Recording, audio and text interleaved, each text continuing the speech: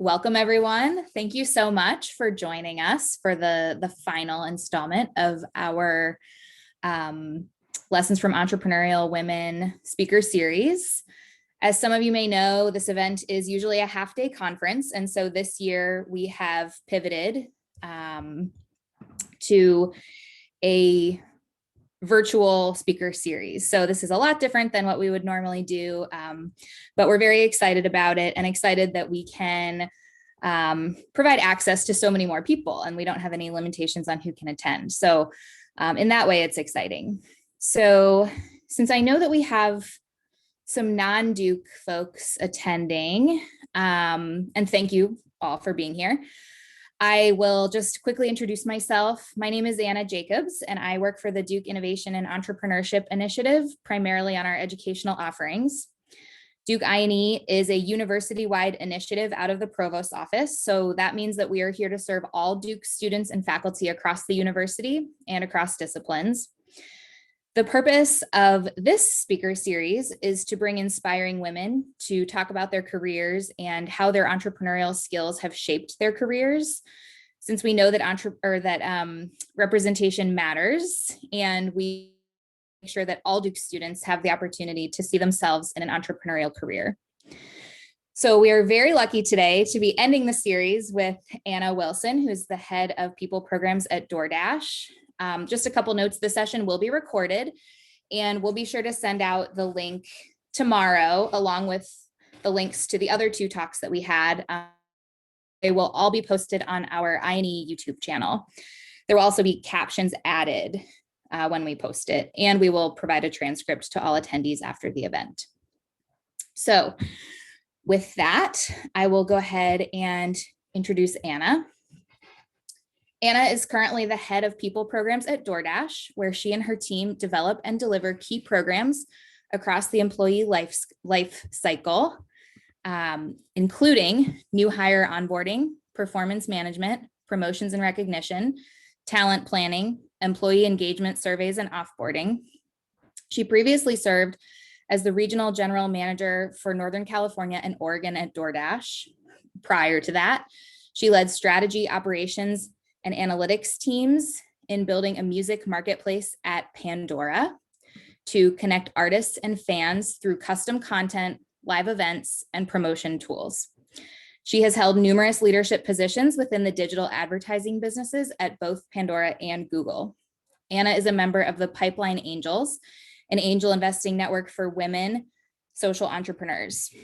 Anna graduated with distinction from Duke University with a BA in sociology and a certificate in markets and management studies. So with that, I will hand it over to Anna. If you have any questions throughout the presentation or throughout the talk, please drop them in the chat. We want this to be as interactive as possible. So Anna will do her best to answer questions in real time. And if we can't get to them in real time, then we'll kind of save them for the end. But do feel free to kind of utilize the chat for that purpose. So with that, Anna, go ahead. Awesome. Thank you for that intro. And thank you everybody for coming. Before I jump in, I would just love to kind of get a feel for who's in the room. So if folks wouldn't mind dropping into the chat, if you are an undergrad student, a grad student, member of the community, just to help me kind of calibrate the content, I would love to know who's attending.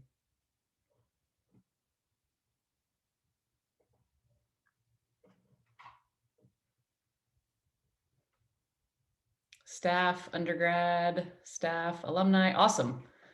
Grad student, cool. This is a great range. Thank you all for taking a second to just plug that in.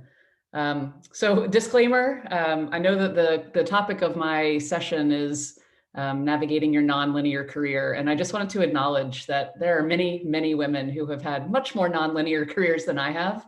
I've spent my whole career in consumer tech. But within that, I think I do have a few lessons and insights to share from different roles that I've had and different experiences. But just did want to acknowledge that by no means do I think that I'm the source of how to have a nonlinear career. I just met a woman the other day who is in a coding boot camp and previously was a professor with a PhD in linguistics. And I was like, okay, that's actually very nonlinear. Anyways, by way of background, I graduated from Duke in 2004. my senior year, I started to notice that like my friends and classmates who had expressed like no interest in the kind of classic Duke path at the time, investment banking in New York, were suddenly like prancing around campus in their business suits with their little briefcases, going to their banking and consulting interviews. And I was like, what? I didn't think that that's what you wanted to do. And so I recall that as a time where I think I really started to frame a vision in my mind of like, I don't think that I want to follow like the well-worn path coming out of Duke.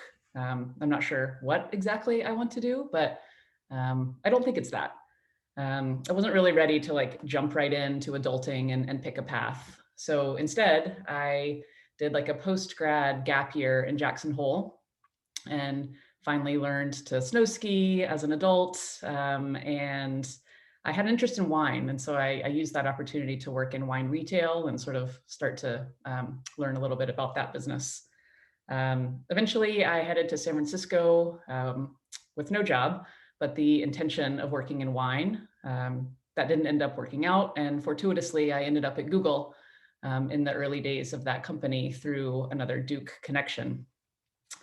Google was an incredible place to start early in my career. There was so much opportunity. There was so much investment in training and development. I was able to work abroad on multiple occasions with way more leadership authority than I was qualified for.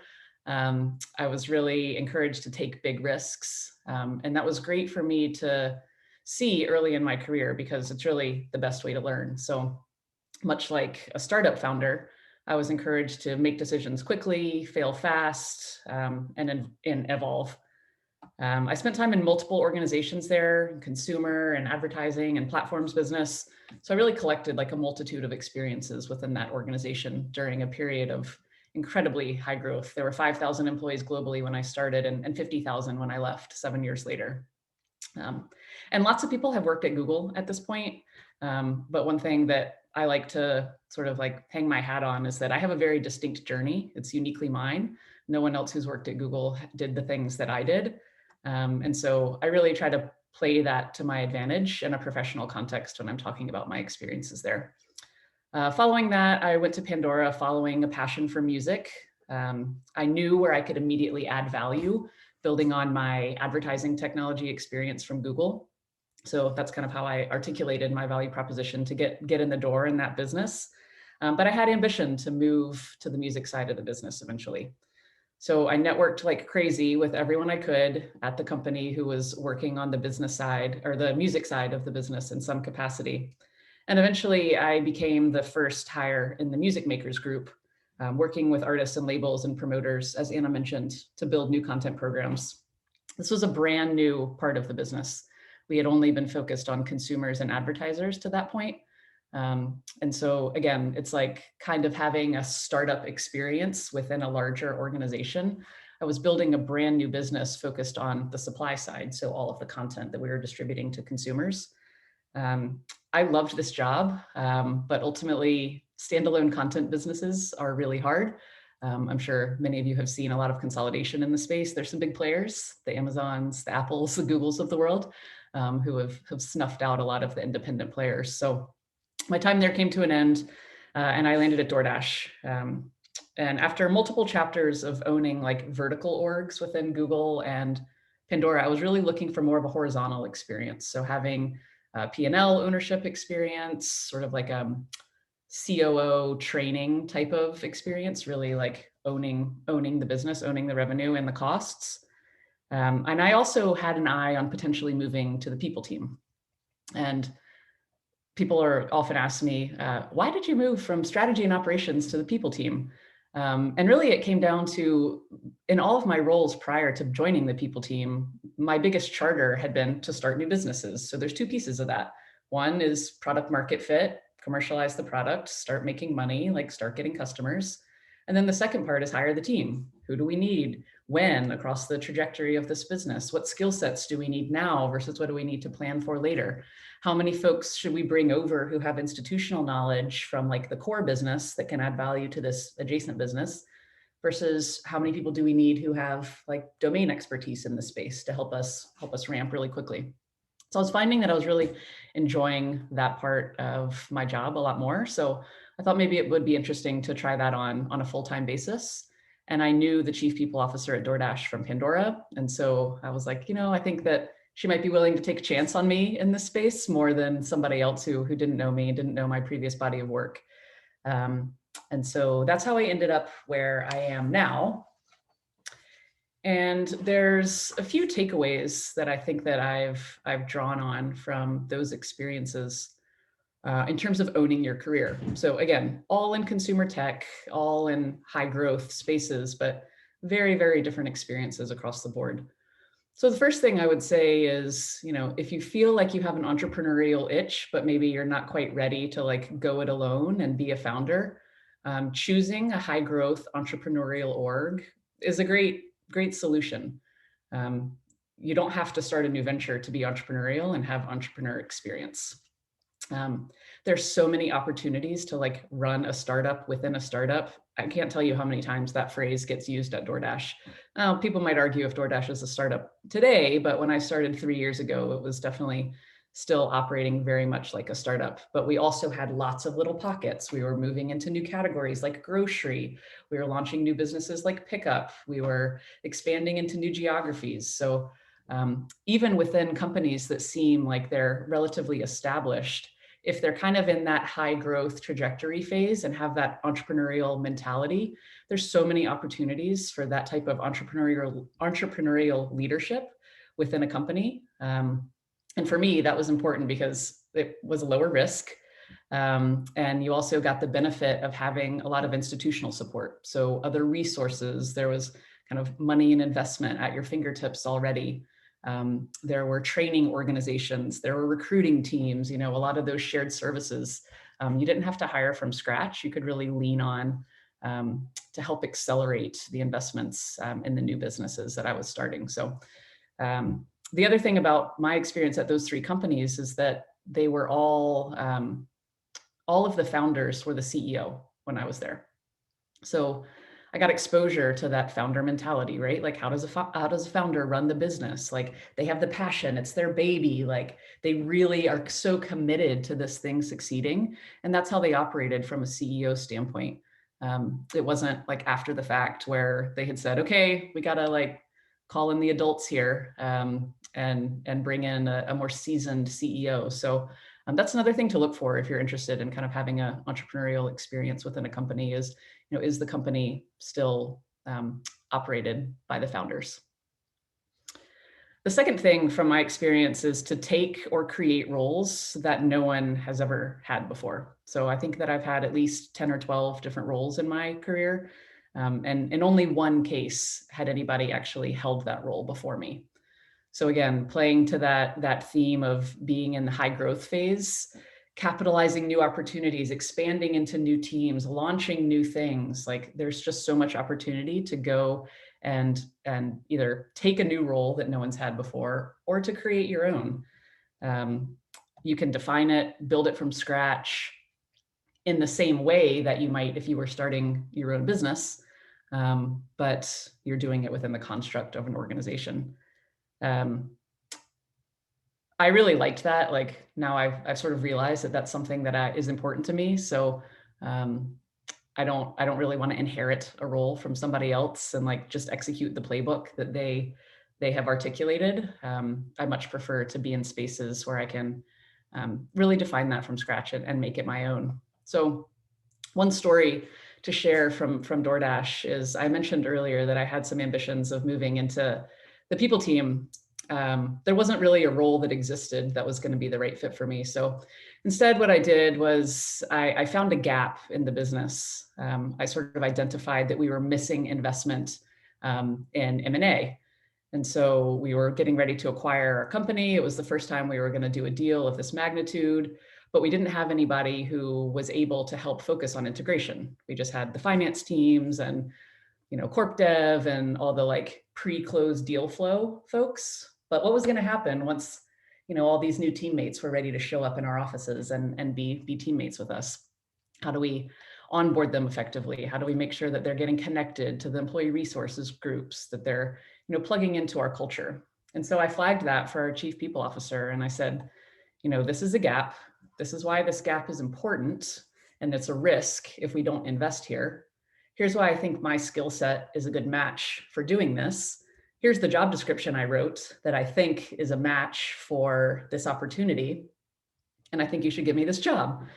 And that ended up working out. And that was kind of my vehicle to move into the people team, taking the business acumen that I had developed over the years with that sort of like people mindset. And so that was sort of the bridge between the business and people for me. And then since then, I've helped direct reports on my team do that as well. So often I hear from folks like, well, I'm ready for a change, but I don't really see any jobs posted on the internal jobs board that look like a good fit. And I'm like, why would you let DoorDash define what the role limitations are for you? Like, you are working in this business every day, you're seeing things, you're seeing gaps, you're identifying opportunities. Like, let's write the script for what your next role looks like. And so recently, one of my direct reports, I helped her carve out a path to work as the integration lead for our launch in Japan. So that was her big ambition, was to focus on culture and growth while also leveraging her unique experience as being Japanese American. Lo and behold, we're expanding into Japan. And so now she's on the ground facilitating our launch efforts in Japan. And honestly, like, I think she might have churned from the business if we hadn't carved out that opportunity for her. And I realized that that was kind of a eureka moment for her to be like, oh, the ball's in my court here. Like, I don't need to reference the jobs page as like the end all be all of what my opportunity is. So don't limit yourself to that. Use that entrepreneurial mindset and the fact that you're in a high growth environment where change is constant and there's so much happening that leadership doesn't always know what gaps there are, what roles we might need. They may be over-focused on one area. So really just taking charge of your own career in that way and making your own path. And then the third thing is that there's really no vertical ladder to success. It's kind of in the same spirit, but it's more interesting and impactful to take many lateral approaches, I think. Professional life is very different than student life in this regard. It's not as simple as following a syllabus, doing the work, you get an A, great job. Like, the professional world just doesn't really operate that way. Or at least in my experience, it doesn't, being in these types of organizations. So my recommendation is to collect skills, experiences, exposure to different leaders, and like wrap it in a package that's unique to you. And not only will that help you stand out, but it'll also accelerate your growth and ascension into more senior roles, because you're bringing something to the table. You've had a variety of experiences that you can draw upon that I think make you more valuable to the business. So I've taken demotions in terms of title and moving to the people team, like kind of not regressing, but like not being exactly at the same altitude that I was in the business org. But that was by design. That didn't scare me at all, because that wasn't what it was about. It was about collecting these experiences so that one day maybe I could move to Durham, which I just did 6 months ago, and consult with the startup ecosystem here and be even more valuable as a consultant because I had that business and that people experience. Those are the two big challenges that startups are facing in terms of their growth. So again, that was unique to me. That was a story that I wanted to tell. So just being able to be a little bit more nimble and agile rather than like, I'm in this org, my boss does this job, their boss does this job. I'm just going to keep like climbing this ladder. I hear so often from folks that are earlier in their career, like, we need a career matrix. Like, I need a job ladder. It's like, well, yes, it's certainly important to be able to articulate what's expected of you in the role and how you can move through promotion. But again, I don't want to let DoorDash or whatever company kind of like define that for me. When you're growing so fast, there's the need states change so quickly. So a career framework that is relevant in Q3 of 2020 is completely obsolete by Q2 of 2021. So just keeping that spirit of like flexibility and agility in mind to collect a variety of experiences to kind of create your own story. And then the last thing is to take it one chapter at a time. So if I'm saying like, go off script, go off the beaten path, so often folks that I mentor who are earlier in their career get so daunted by, well, then what do I do? What's the next job that I should get? Like, how do I define what that is? And that can be really daunting. So instead, I really encourage folks to break it down into smaller pieces. So what is one skill that you want to have? Public speaking, more analytics, working directly with clients that you're not doing today. And how do you find a role that, you know, leverages your existing skill sets and strengths, but also has the opportunity for you to grow into that. It doesn't have to be the perfect role. There's probably going to be a lot of things that you don't like about it, but it's giving you access to collect that skill set into your bag of tricks. The other thing is following leaders, I think, is really, really important. So much of my experience, it doesn't really matter what I'm doing on a day-to-day basis. It's like who I'm doing it for and with that makes all the difference. So I think it's important to be exposed to as many different leaders and styles of leaders as possible, just as it is to have skills and you know, assets that you bring to the table, because that's what's helped me develop into a manager and leader, is like being exposed to, I don't know, I've probably had 40 different managers in a 15-year career being in these high growth environments. So I really harnessed that into like, okay, this is what not to do. I really like this, like, and I sort of just like collect these different apples from the tree and make them into my own recipe. And that's what also keeps work engaging, I think, is the people. So sometimes following a leader, even if it's like into the unknown, into an org or into a team that feels totally disconnected with the work that you've done before, can be just as valuable. I'll just take a pause there and see if there's any questions coming through.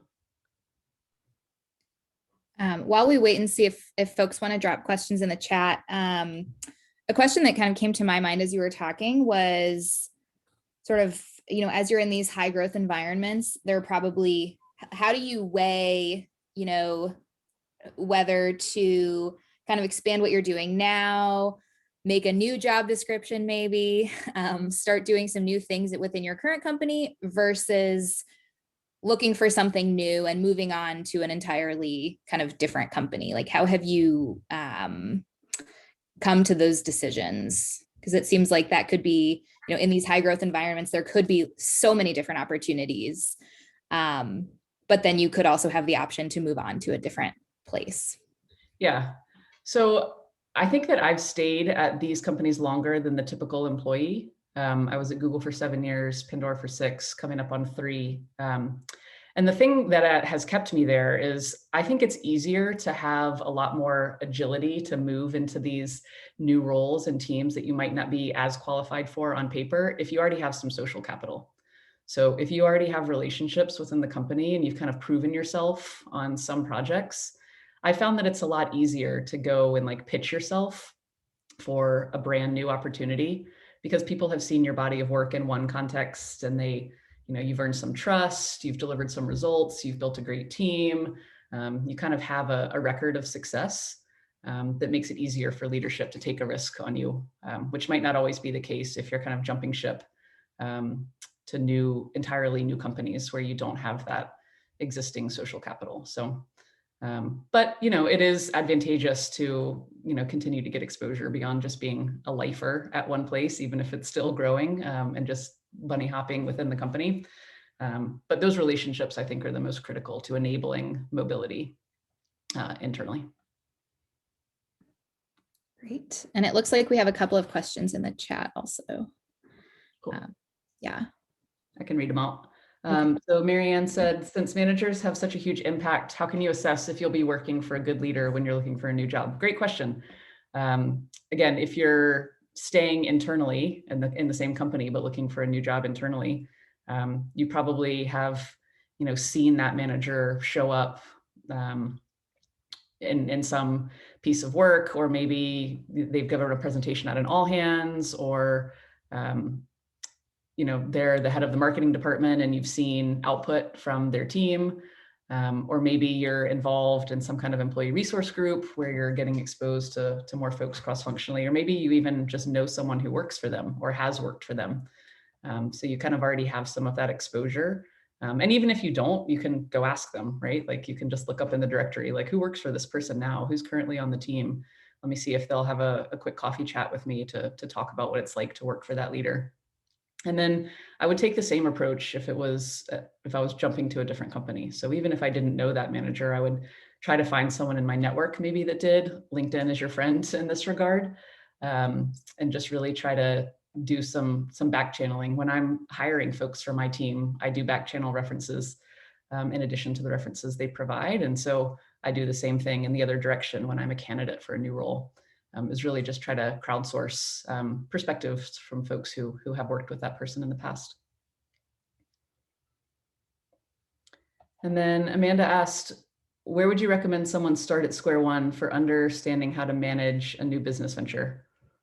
So I've never launched my own business venture outside of being inside these companies, but if the question was oriented towards starting a new business venture within the company, I draw on a lot of different resources. So other people within the company who have launched a new venture. So they launched a new category, a new vertical, even if it's not all that similar in content to the one that I'm doing, just to pick their brain and understand what are the traps, what are the lessons learned, what do they wish they did differently. That helps inform my plans.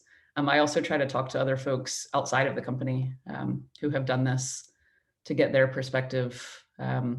And then just talking to folks who've launched the core business. Who are the folks who've been early at the company, who have seen a lot of runway on some more established lines of business, to draw on those experiences as well. But there's certainly no exact recipe. That's part of the reason why it's fun and entrepreneurial, because you faceplant just about every day, because there's so many decisions coming at you. You're not going to get all of them right. And you have to have an appetite for that. You have to be willing to weather those blows, and know that that's just part of the process. And you're learning quickly. I talk about at DoorDash, I feel like I get an MBA every day because I'm doing so much scope of work that I've never done before. And I have no idea what the watchouts are, but I've built a little network of other folks who have similar roles as me at other companies like Airbnb and Stripe and Lyft. And so we have a little community that we lean on each other for. And then just kind of bouncing back and learning those lessons on the fly. You start to learn pattern recognition and just resilience, frankly, to continue plowing forward.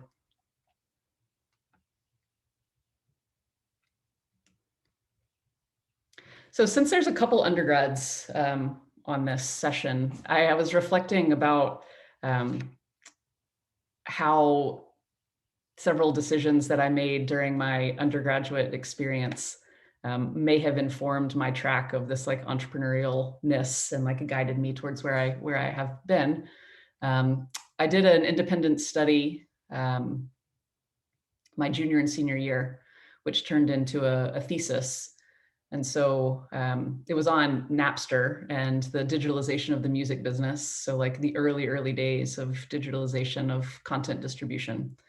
And not only did that like help me connect my scholastic experience with like a real tangible passion of mine, I think it also gave me some confidence to kind of go off the beaten path a bit, and navigate this independent study with a series of advisors, some connected to the university, some not, and really start to have to practice those networking skills really early on. And it became one of the most marquee experiences that I had while I was at Duke. And when I really think about it, I draw on that experience all the time in my professional life.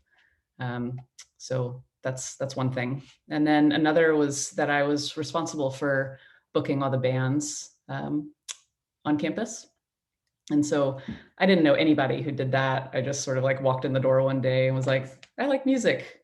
I'd like to be involved. And just like stretching into your passions in that way taught me so much about leadership and courage in some ways.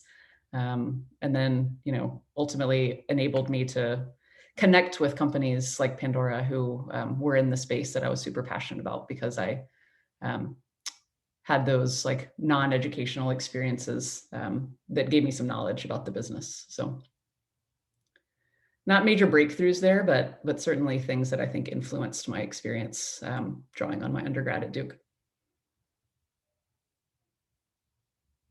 Along those lines, Anna, what are things you think maybe that college students could do now to sort of prepare themselves for the unexpected kind of things that will be coming their way? You know, I imagine that now you're doing things that are so wildly different from what you ever expected to be doing. And so how do you almost prepare yourself for the unexpected? Yeah, I think taking risks early helps build some of that resilience. Um, and taking risks can come in any number of ways, right? Like taking risks by taking a class that you never thought that you would, or getting involved in some kind of extracurricular, or studying abroad, and really just like stretching yourself and putting yourself out there, so that you experience failure early. I think that's one of the biggest lessons that you can learn, instead of kind of staying in the safe and coddled environment, where there's a lot of people around to support and guide you. Like all that's important, but for me, I think learning how to deal with failure, by taking big risks early has really helped me in my career. Um, Another thing I would say is relationships are super important. So, um, just plugging yourself into as many different communities as you can while you're on campus, so that you can kind of carry those experiences, but also those relationships with you. Because you never know when they're going to come in handy, or someone might tap you on the shoulder for advice about this, or, like I mentioned earlier, someone knows someone that they've worked with in the past. So just expand your network as much as you can. Take advantage of the fact that you've got such a variety of folks on campus to connect with. I have a question for you. We're the same class, we were roommates at Duke, and I think, we're both at a point in our career where we've really had the benefit of networking and mentorship in person. And, I worry about this sort of setback of COVID and being remote, and how do people keep that connectivity? And if we do move to sort of a more remote work environment longer term, how do we keep that mentorship happening? Yeah, I definitely don't know. I'm the outlier on my team. Everyone else is still based by an office, but now I'm based in Durham. And I'm drawing on my relationships at work that I established well before we went remote. And Right. I've hired 8 new people on my team since January, and they don't have the benefit of having had that experience. So I take it on me a lot to be like, I'm going to connect you to these 10 people that I know because we've hung out together, like at work or whatever the case may be. There's a lot of like virtual team building events and stuff that are like getting a little bit stale, I think, but I think that they're still valuable.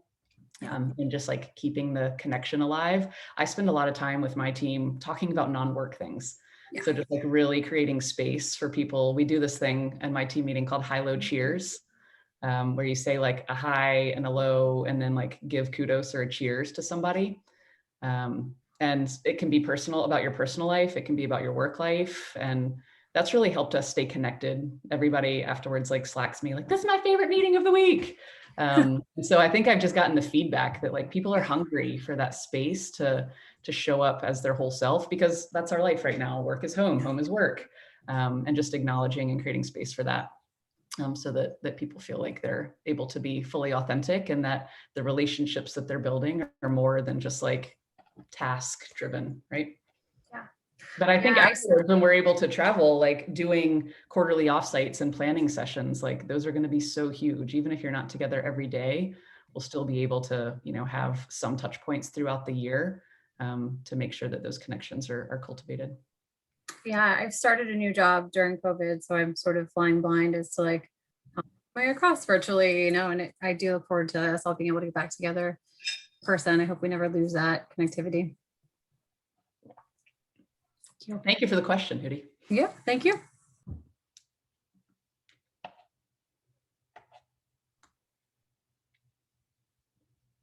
Any other questions or comments that I could answer for anybody?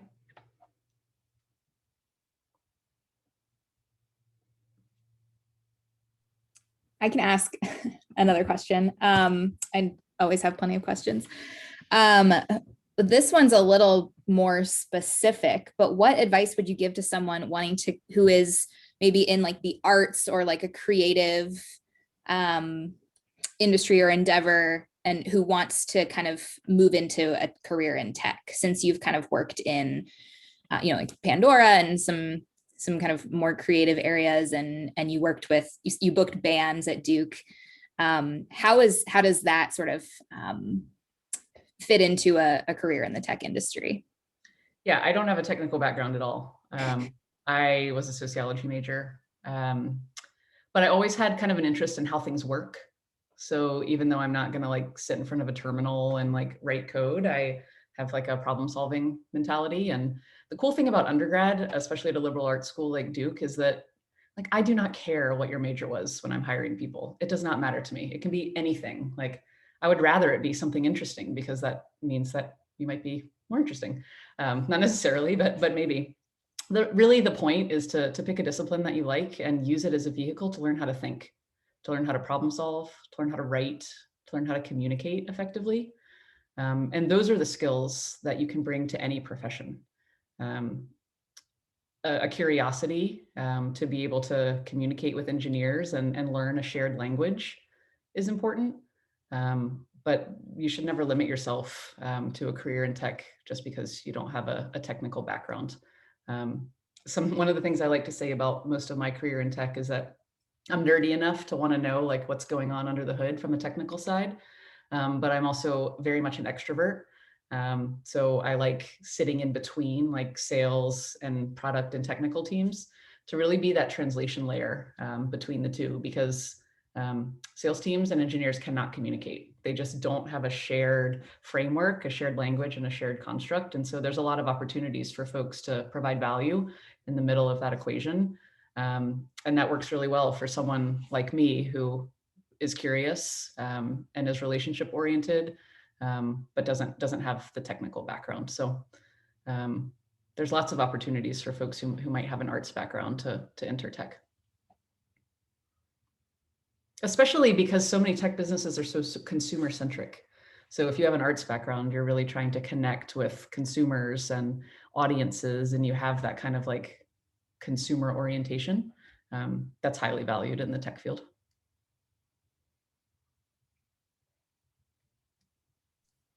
Great, thank you. And it looks like we have another question in the chat. How have you stayed positive when work setbacks arise? Whew, I'm not sure that I've always done that very well. Part of my sort of management ethos is to be very authentic. So I wear my cards on my sleeve, especially with my team. So when I'm down, they know I'm down. When I'm up, they definitely know I'm up, because I want them to have the latitude to be able to do that as well.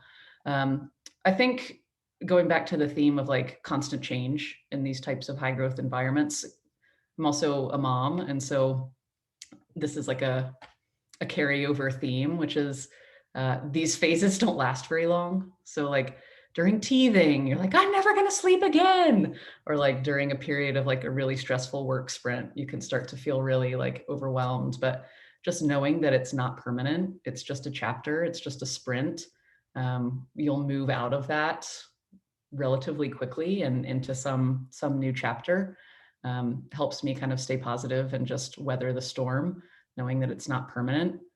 The other thing I would say is I interview a lot of candidates, and I was talking to somebody yesterday about, DoorDash changes constantly. These high growth companies are constantly changing strategy. So I've had the experience, and so have all of my colleagues, where I've built a strategy, I've, corralled all the resources, I put the project plan together, I have like commitment behind my idea, I'm ready to roll. And then some like winds have changed at the executive level, and they're like, nope, not that, do this instead. And you have to like completely pivot. And that can feel really hard because you've put a lot of emotional investment into like building this plan. But being able to have the resilience just to know that like, okay, it's not personal. It's just that we need to reprioritize our investments for X, Y, and Z. And now maybe I'll just go narrow my focus and really double down in one specific area. Just sort of makes you realize that it's not you. There's nothing to take personal about it. And then having a strong team is critical to me to kind of like bounce back when I get some setbacks. Just having a team that I trust, a team that gives me energy, a team that I feel like I can kind of talk to about anything. And we're really there for each other and support each other. That's probably the biggest things for me in terms of staying positive.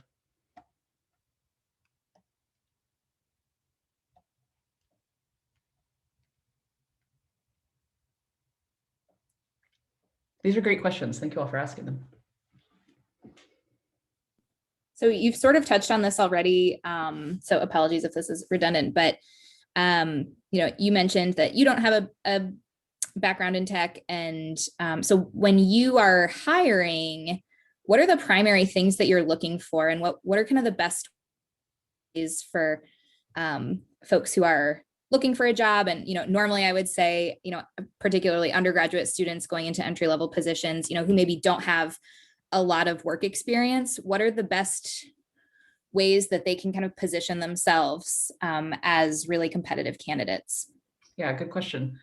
So this will be for like the business side of tech. I know that if you're actually going into a tech team, they do a lot of technical interviews, but if you're working sort of where I am on the business side, the biggest things I look for in new grad type of candidates are problem solving abilities across any discipline, like I mentioned before, but being able to like unpack a challenge, break it down into a discrete set of component parts, be able to understand where you might see dependencies across those, and then be able to kind of like translate that into how you would then move forward.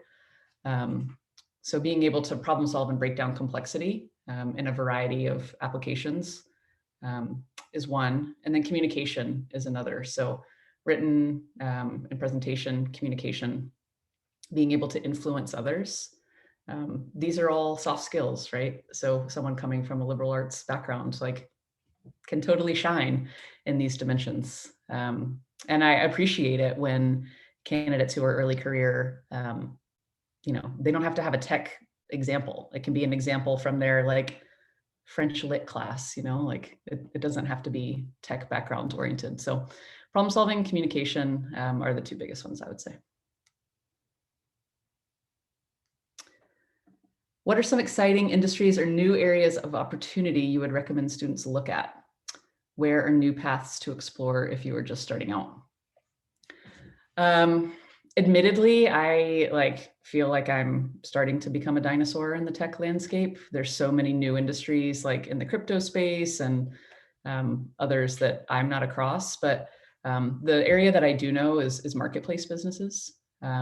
So there's tons and tons and tons of opportunity in marketplace businesses.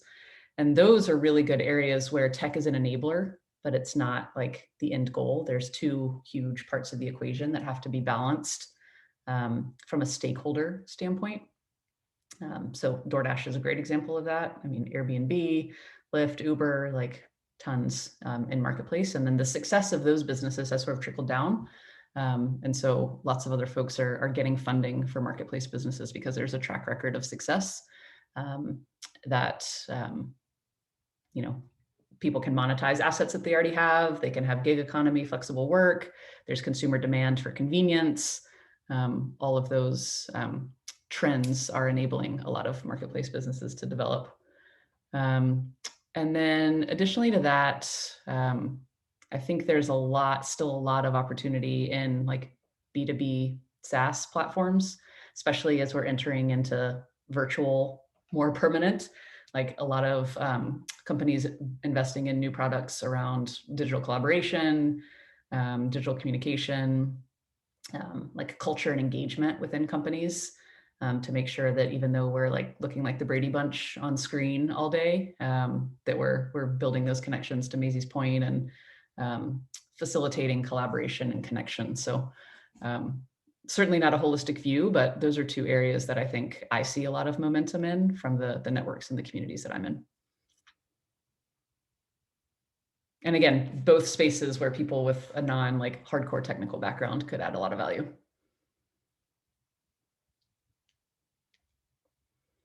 Awesome.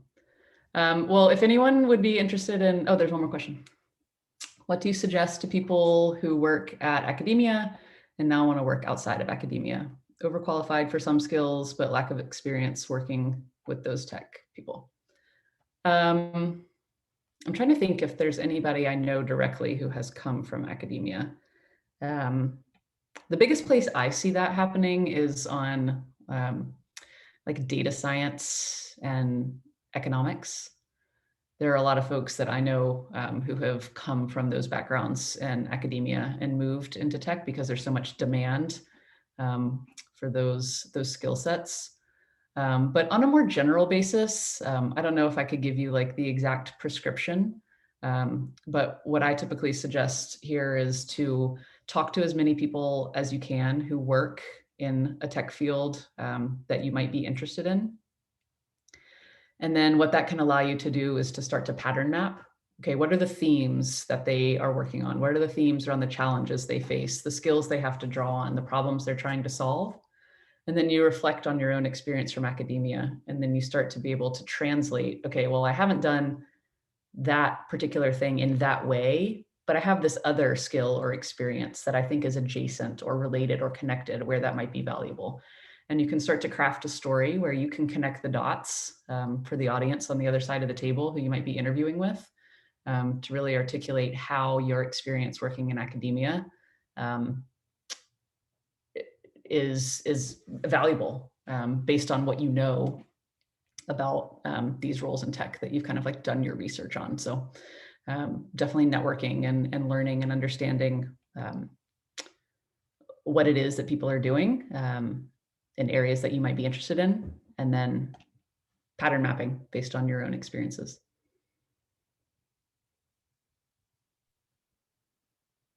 That's great. Thank you. We probably have time for one more question if anybody wants to jump in and ask either in the chat or not. But we are just about at the end of our time. I'd be happy to connect with anyone afterwards too, if you reflect later and have other questions or just want to connect. So you can reach me on LinkedIn, or my email is anna.wilson@doordash.com. That's great. I was just going to ask you what the best way to reach you is. So, well, thank you so much, Anna, for your time. And thank you everyone for joining. Like I said earlier, this concludes our Lessons from Entrepreneurial Women for 2021.